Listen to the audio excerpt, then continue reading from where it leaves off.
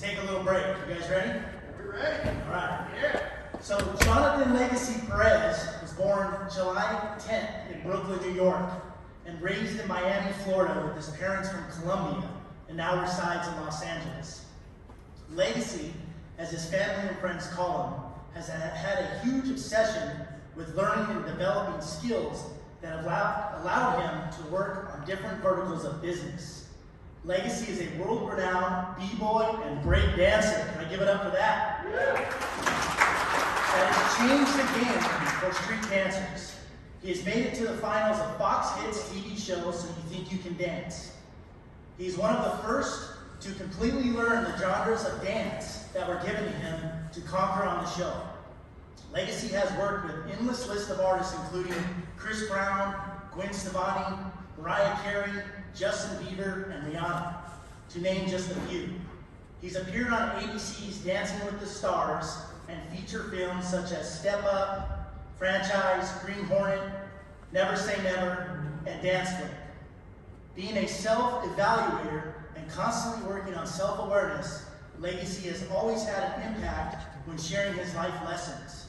Whether through dance or inspirational speaking, a big part of his dream is to motivate people and allow others to see the leadership they possess and create more impact through humility and self-respect. Legacy is the co-founder of Legacy Home Investments, LLC, which was founded in 2013. The real estate investment company has had great success in such a short amount of time. A major part of his life is based on the belief that having a definitive purpose and a clearly defined dream and developing a burning desire for its achievement is vital for attaining anything. Legacy continues to strive for greatness and hopes to reach excellence and is living proof that anything the mind can conceive, if you believe, you will achieve. Welcome my brother Legacy!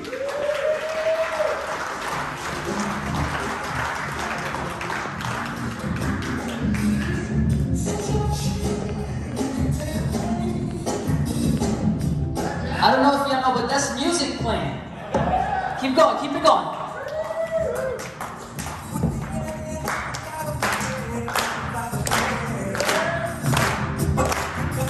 Everybody stand up. We gotta feel this. Pump the music, pump the music.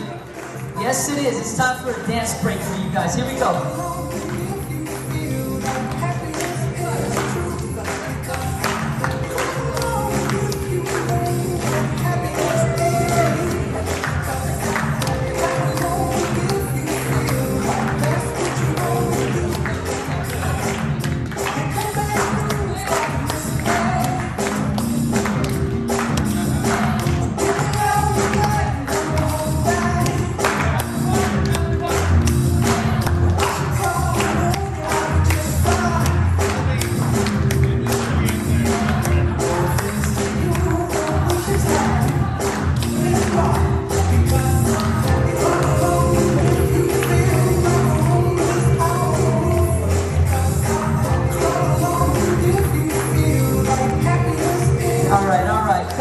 Cut the music.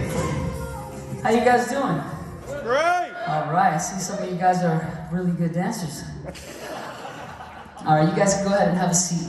Let me, can you turn my mic down just a little? Better like this? All right, cool. All right, that's perfect. All right, by show of hands, how many of you have seen me speak before? Amazing. And well, boot camp. And by show of hands, how many of you have not heard me speak before? Okay, I see a couple. So, what I'd like to do right now is something very different than I've normally done. Do me a favor, have a seat. If you don't have a seat, I would encourage you to actually grab a seat. And what I want you to do is actually take a couple deep breaths in, plant your feet on the floor, and take a moment and just breathe in, and then exhale. And do that again, breathe all the way in, and exhale. Do that a couple more times, and on the next exhale, I want you guys to relax your body, and I want you to close your eyes. You can trust me, I'm from Miami. Take a breath in, close your eyes. Everybody close your eyes. This is for you. This isn't for me, this is for you guys. All right, take a moment and just relax. I'm going to take you through a small guided thing that I do, and I want you guys to all just visualize nothing but just your breath. The focus is completely on your breath, on your diaphragm. Inhaling and breathing out for 4 seconds. And what I want you to do is visualize yourself on a field where there's yellow grass. It's pretty tall. It's like a bit higher than the knees. And you're in this grass and you see a house in the distance. And I want you to, in your minds, picture and imagine you're walking towards this house. It looks familiar. It feels familiar. And you enter the door of this house. And once you get inside the house, you go inside the kitchen, and on the counter, you see a lemon, a bright yellow lemon.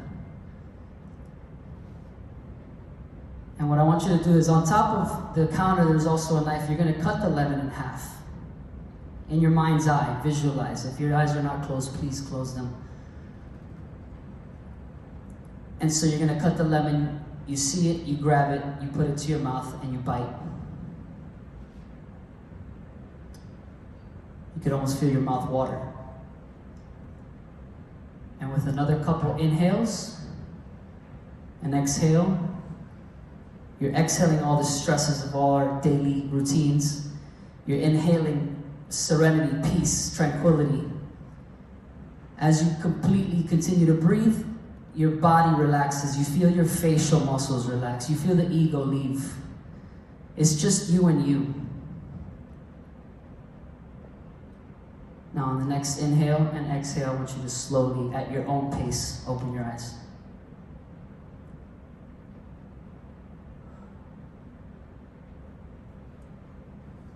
Awesome. How you guys feeling?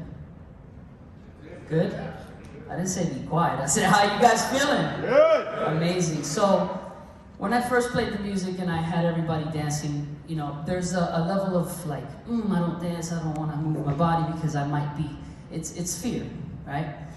But what I find in my 26 years of dancing is I used to be afraid too. I used to be afraid of a lot of things. And that fear happens because we're just not comfortable doing it. But what I found is that it brings us to the present moment. Just like the dancing brings us to the present moment, this right now brought us to the present moment. How many times, by show of hands, do we do this on a daily basis? Amazing. So, one person out of all of us, right? And the reason for me bringing this up is because we hardly take, if you really think about the big picture and being a leader from the top, it all starts with the individual as a collective unit. So we want to focus on having this time for ourselves. It's self-love. I consider it self-love. To take a moment and relax and visualize, because without visualization, you can't accomplish anything. There's got to be a vision, a goal. Chris, Nick, and Ahmed, they have vision, and then the vision becomes the vision, and then everybody goes towards that. But individually, you got to have this soul set of who you are and taking a break out of your day. Because if you don't connect with you, how else are you going to problem solve at full efficiency 100%? My next, what I want to talk about next is gravity. But before that, I want to say congratulations to all you guys for being here today. It's Friday. You could be doing 10,000 other things, and instead you decide to be here, and I really mean that, to be here, educate yourself, grow, learn, be present, participate. So give yourselves a huge round of applause for being here. Amazing. So anyone want to share with me? You could raise your hand. You can talk out loud. It's you know, it's not a formal thing. You guys can say, what is gravity? Can someone describe that for me? Not all at once. Come on, Mo. Gravity. Huh? It's an apple falling on your head. Yep. Somebody do me a favor. Go research. Look up Google the definition of gravity. Read it out loud. This guy's excited. Boy, what did I do? Kobe's got it. Yeah? Yeah. We'll give you a chance later. Yeah. Gravity, the force that attracts a body toward the center of the earth or toward any other physical body having mass. Give them a round of applause, people.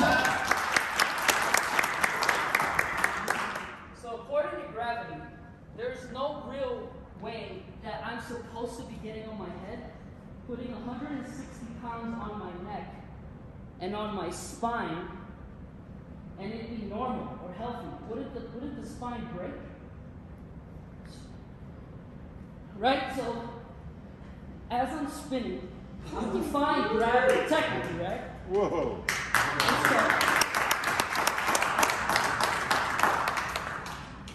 And then what I find is, with the acceleration, gravity becomes less. Damn. You guys can applaud for that. Gravity becomes less, okay? And I bring that up is because it leads me to this next story I want to share with you guys. After I catch my breath. That was not easy. That's 26 years of me trying to discover how to go against gravity. Because you know, like a motorcycle, if it's staying on two wheels, it falls over. But with momentum, with actual motion, you don't fall. That's how I was able to hold my balance. So the story I want to share with you guys is about a man. His name was, I'm going to call him Mr. G. Mr. G. Everybody say, what's up, Mr. G? So Mr. G was in my gym one day, and I'm seeing this guy, and I walk in the gym. I don't know if you guys walk to a gym and see people, and I have these biases that go in my mind. I'm like, how old are they? How long have they been working out? Is this their first time? Is this their 1,000th time? And I kind of process all these biases, and I'm looking at this guy, and he's lifting weights, and he's doing a little wrong, but at some degree, he's like, you can tell he's intentional. And so I'm thinking this guy is 50 years old, maybe 55 max. And I'm sitting there looking at him, and he kind of looks at me and goes, what's up, buddy? And I'm like, cool. Very intentional, very engaged. Looks at you right in the eyes, and he's just present. And I'm like, that's cool, And I'm 40, so I'm looking at him like, that's me in 10 years, 15 years. So I keep lifting, and he walks around, and he starts to do these things, and curls, and I'm looking at him, I'm like, man, it's impressive. And he goes, not bad for 82. And I'm talking about this guy is about 5'11", still has body mass. He's still strong. His arms are like 3 times my size. And he's not necessarily doing it right, but he's doing it. And he goes, and he says something that was so profound to me, that made me think, even at my age, the way I work out and my physical appearance and what I do to stay healthy, which still hasn't been enough compared to what that man's done. He said, I'm in this gym every day of my life. And I'm like, in my head, I'm like, he's obsessed. He has nothing better to do. He goes, you know what? I'm alive because I come here every day. And I'm like, he's so exaggerating. And then he said something that I will never forget. He said, gravity is always trying to pull us into the ground. And the more you fight against it, the more you lift weights, the more your muscle expands, the more difficulty and conflict and things that you endure without falling or failing, the stronger you get. The more you stay out of the earth, is what he said. And I was like, that is very impressive. That is very impressive because in my mind, I don't like working out. How many? Raise your hands if you like working out. Okay, thank you. And raise your hands if you absolutely do not like working out. Okay? It sucks. To do something repetitive, you feel like you're not going anywhere, right? But the whole point, and this is not about go work out tomorrow, guys. Like, it's not a fitness thing. It has nothing to do with fitness. It has more to do with if you concentrate on having resistance, want to pull your arm down while you're lifting weights or while you're doing something that you're not comfortable doing, you build a mental fortitude that doesn't allow you to then go to a real life world problem like a business or something that you're doing in your management positions, and when you're starting to see an issue come up, a resistance, an obstacle, it becomes an opportunity. And then your mind already at the beginning of the day, or whenever you worked out, has developed this mental fortitude. Well, now it translates into, well, that problem is not as big as I thought it was. Because if we're fatigued, if we're not in the present moment, if we're not giving ourselves the opportunity to feel, to be in that moment, to be you, the you that you know you are, how else are we going to solve problems that might be able to get the big picture of the vision of the company that much further? So it's just something to focus on. I want you guys have a pen and paper? I want you guys to take out a piece of pen and paper.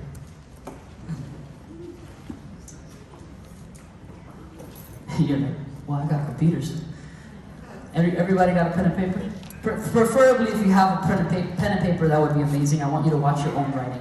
And I want you to do a couple things. The first thing I want you to do is write down one sentence. And in that one sentence, it's going to say, I am grateful for, and then you fill in the blank. You have 5 to 10 seconds.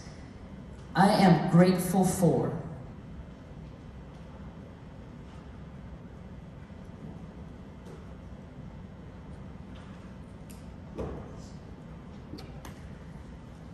And if you guys, whoever, I can 2 or 3 people, if you want to share what you're grateful for, that would be awesome for the rest of us, since we're all a collective unit. Yes, sir. I'm grateful for my wife and my job. Can you give them a round of applause for that?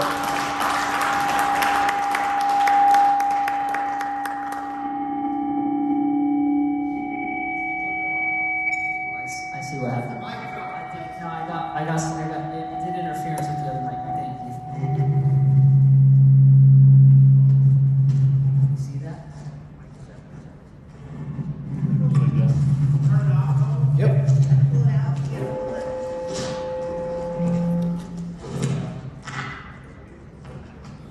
I am grateful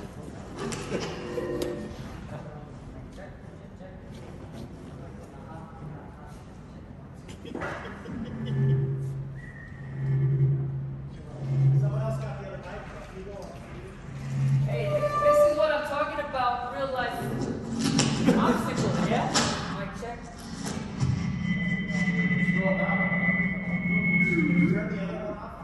There's another one on the table. Mic check. All right. See, you see what gratitude can do? Yeah. You just shook up the whole place, my friend. Gratitude. Yes, you want to share? I'm grateful for my sobriety. Grateful for your sobriety. That's what I'm talking about. I'm grateful for you sharing that. Anyone else? One more person? I'm gonna pick on somebody that's like shy. Oh, actually, who said me? All right, 1 second. I'm gonna do you 3 since you guys raised your hand. I'm grateful for my family and opportunity. Family and opportunity. Give him a round of applause. Nice.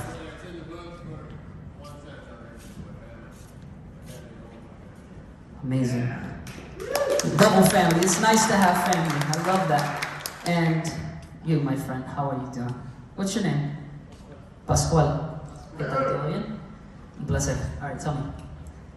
I'm grateful to be part of this team. Ooh. Part of this team. He's grateful to be part of this team. That's huge. Very rarely do I go to organizations where they feel this much love and family together. So, great job on all of you at the same time. Give yourselves a round, the round of applause that you deserve for everyone else. Go ahead.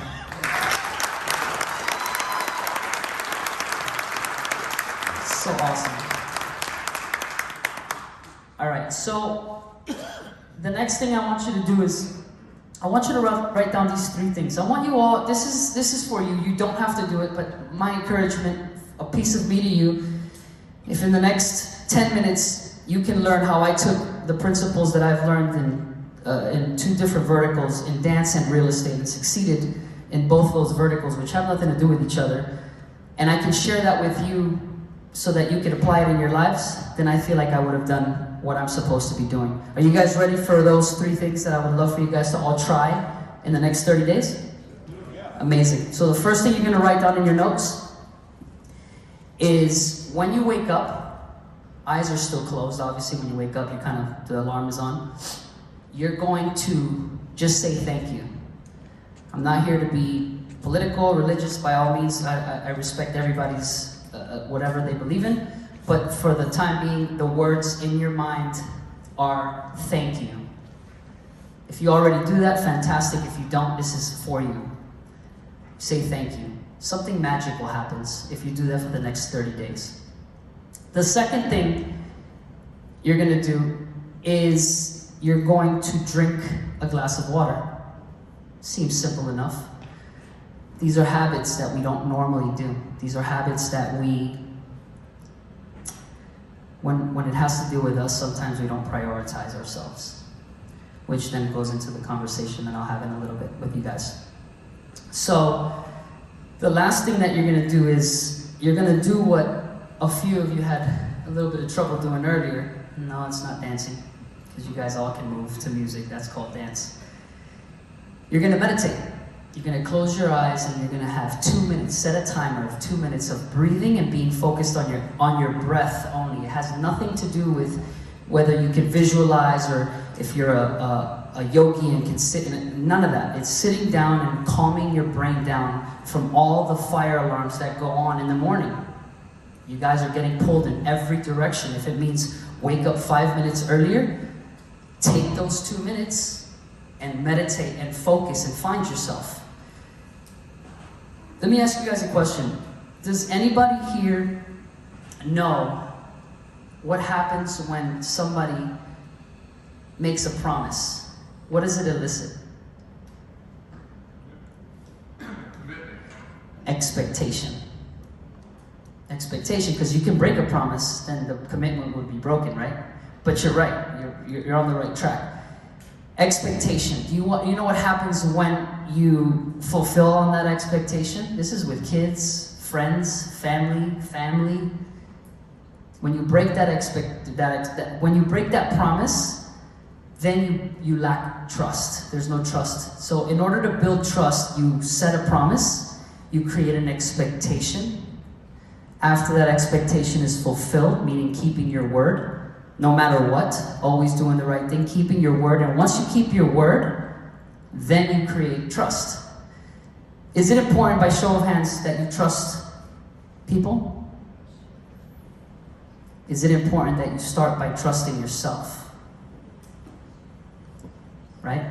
So trusting yourself begins with making little promises, like I'm going to get up in the morning and do this, or I'm going to go to the gym, or today I'm going to do this, because it's very easy to say I'm going to start working out and then go one day and then the next day not go, and then drink a little bit of water one day but then not, and forget those things. And it's like, you're like, oh, well, that's not part of who I am. Well, who are you?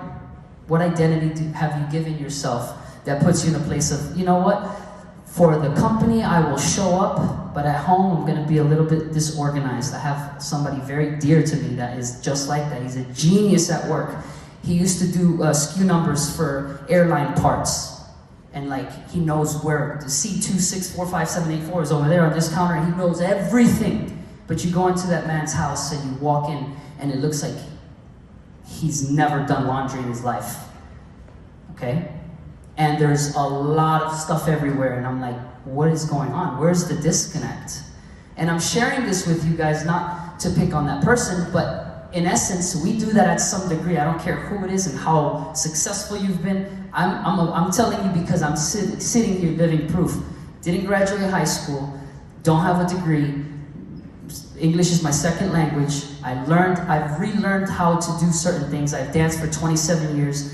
I had my last one job that I had was Taco Bell. I was pretty not good at it. And then later on, I became obsessed with learning, like how Chris was saying. I became obsessed with being humble and losing the ego and finding out what this person was doing that's working for them, and how this person made it to such levels of success, and like, what are they doing and why are they doing that? And how do I look like that? And how do I feel like this? And it's all about identity. It's saying today I'm making a decision, making decisions today that will lead you somewhere else. 2 degrees. I'm not telling you to change completely. Everybody hates the word change. Growth is where we want to go. Can everybody say growth? Growth. We want to grow 2 degrees to the side. Boom, a little 2 degrees, and then obviously that's going to create such huge ripples in the future. Growing is what we want to do, 2 degrees. So honor yourself, honor your word, do things for you. This last exercise that I'd love to participate with you guys in is I want you to write down 2 things. And these 2 things are going to be your 2 happiest days of your life. Now, please don't say it was when my kid was born or when I got married. That has nothing to do with you. I'm talking about you. Not because if your wife or your husband or whatever says, hey, you know, when was your happiest days? You're like, oh, I said it was hanging with the dudes. And she's like, what about me? You got married with me. Like, not for them, for you. When was your 2 last happiest days? Write those down for me, please. Take a couple moments. You have all day. 2 happiest, I'm gonna reframe that. I'm gonna say the 2 happiest days. 2 happiest days of your life.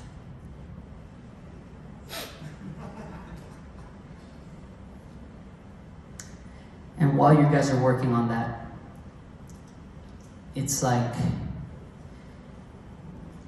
it's very rare that we get to think about these days, right? Like, it's easy to go, well, I can tell you my 2 last horrible days and probably my last 40 horrible days, right? It's easy. Our mind, we're designed to find the problems. That's what we're designed to do. Not to celebrate the wins, not to give ourselves a pat on the back and say, you did it, good job. And this is all, you guys think this is all important, right? To have this inside, I'm gonna say unity with the inside of yourself. With the connection between your mind and your body and your soul. All of it. You guys, everybody's finished? If you haven't finished, raise your hand. Amazing. All right. Anyone care to share one of those?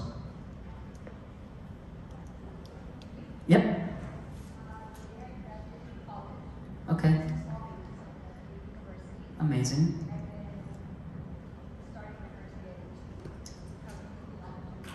Okay. Amazing. So, graduating college and starting HB. Why graduating college?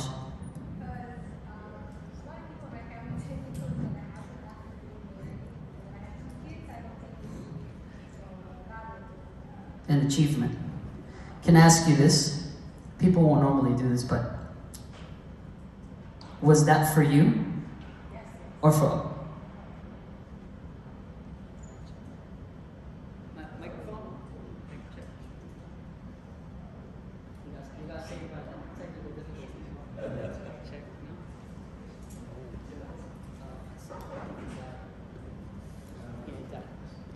I can give you one of these. This one works. All right, awesome. So my question to you, and I'm not trying to pick on you, but sometimes we do things and we do it for other people. We do it for other people because we want to either prove them wrong or we want to do something that somebody said we couldn't do. Like myself, when I was dancing, I did it for other people. They said it was impossible to make a living dancing, so I did. I bought my mama a house, I bought my dream car, but I invested 27 years of my life, 26 years of my life trying to be the best dancer for other people. It was until maybe 2 years ago where I started actually moving and dancing for myself, and I realized it's not like it makes it's not a big jump, a difference. It's a slight degree of shift in the mindset that allows you to go, you know what? This is for me, not for them. I used to perform in front of Gwen Stefani, 15, 20,000 people, 30,000 people in Colombia, 70,000 people, and I used to perform out for everyone. And I realized at that moment, I started conditioning myself to try to perform out because I wanted to be liked by everyone, that I forgot to actually move for me. And to this day, I actually move for me. Now, like right now, 2 years ago. And you'd be like, damn, you devoted your entire life to dancing, and it's, yeah, for other people. It's very interesting. So I invite you to think about it. I don't want to take away the 2 happiest days. Then one more person I want to share. You, since you were the last one I finished, you probably had a really good one. No pressure. Don't mess it up. No, for sure. No, I was the day my son met Jerry Rice, and we got to hang out with Jerry Rice. Okay. The day his son met Jerry. I love Jerry Rice, by the way. That was amazing. Thank you for sharing that. Why was that so special for you? Just because I know how impactful Jerry Rice is as an athlete and just a person, and for my son to gravitate towards him the way that they did and them have a relationship and the connection that they have, to me it was like something that growing up watching him play, it meant the world to me. Thank you for sharing that. It's cool. He's, yeah, give him a round of applause. That was a good share. Yeah, it's cool. It's like you want your kids to have role models because sometimes they don't listen to the parents.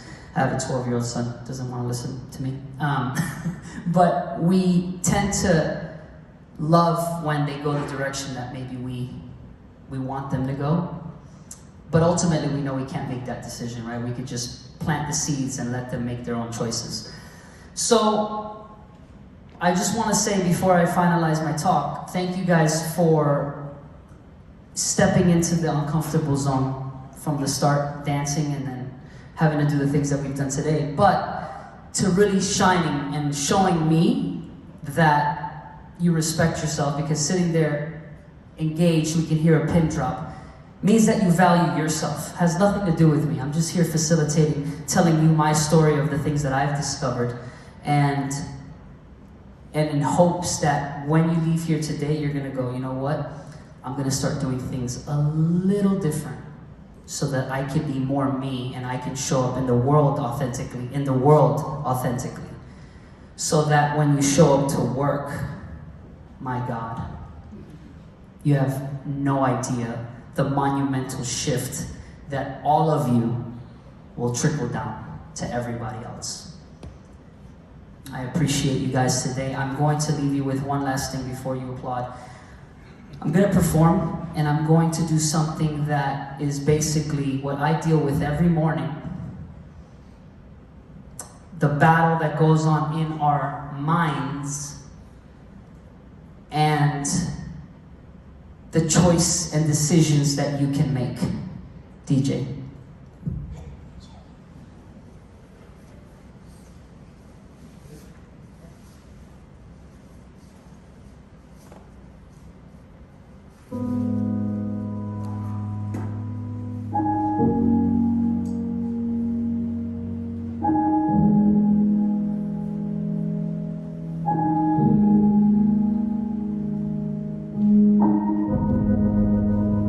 If you had one shot or one opportunity to seize everything you ever wanted in one moment, would you capture it or just let it slip? Rise and shine. 6 a.m. and your hand can't make it to the alarm clock before the voices in your head start telling you that it's too early, too dark, and too cold to get out of bed. Aching muscles lie still in rebellion, pretending not to hear your brain commanding them to move. A legion of voices are shouting their unanimous permission for you to hit the snooze button and go back to dreamland. And you didn't ask their opinion. The voice you've chosen to listen to is one of defiance. A voice that says there was a reason you set that alarm in the first place. So sit up, put your feet on the floor, and don't look back, because we've got work to do. Welcome to the grind. For what is each day but a series of conflicts between the right way and the easy way. 10,000 streams span out like a river delta before you, each one promising the path of least resistance. The thing is, you're headed upstream. And when you make that choice, when you decide to turn your back on what's comfortable, what's safe, and what some would call common sense, well, that's day one. From there, it only gets tougher. So just make sure this is something you want, because the easy way out will always be there, ready to wash your way. All you have to do is pick up your feet.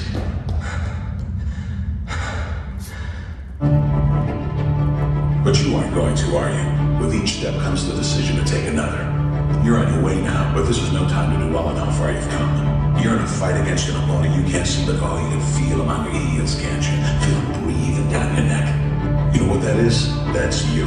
Your fears, your doubts, and insecurities all lined up like a firing squad, ready to shoot you out of the sky. But don't lose heart. While they're not easily defeated, we are far from invincible. Remember, this is the grind, the battle royale between you and your mind, your body, and the devil on your shoulder who's telling you that this is just a game. This is just a waste of time. Your opponents are stronger than you. Drown out the voice of uncertainty with the sound of your own heartbeat. Burn away your self-doubt with a fire lit beneath you. Remember what we're fighting for, and never forget that momentum is a cruel mistress. She can turn on a dime with the smallest mistake. She is ever searching for the weak place in your armor, that one tiny thing you forgot to prepare for. So as long as the devil is hiding the details, the question remains, is that all you got? Only now you must take that fight into the open, into hostile territory. You're a lion in a field of lions, all hunting the same elusive prey with a desperate starvation that says victory is the only thing that can keep you alive. So believe that voice that says you can run a little faster, and you can throw a little harder, and that for you, the laws of physics are merely a suggestion. When your time comes and 1,000 different voices are trying to tell you you're not ready for it, listen instead to that lone voice at the center. The one that says you are ready, you are prepared. It's all up to you now. So rise and shine.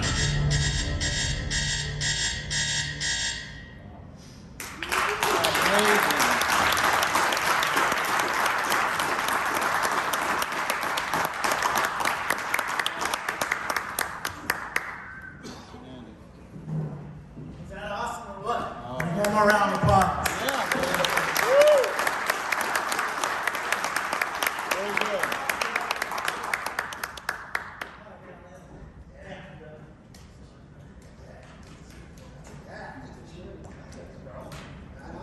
You know, I never forgot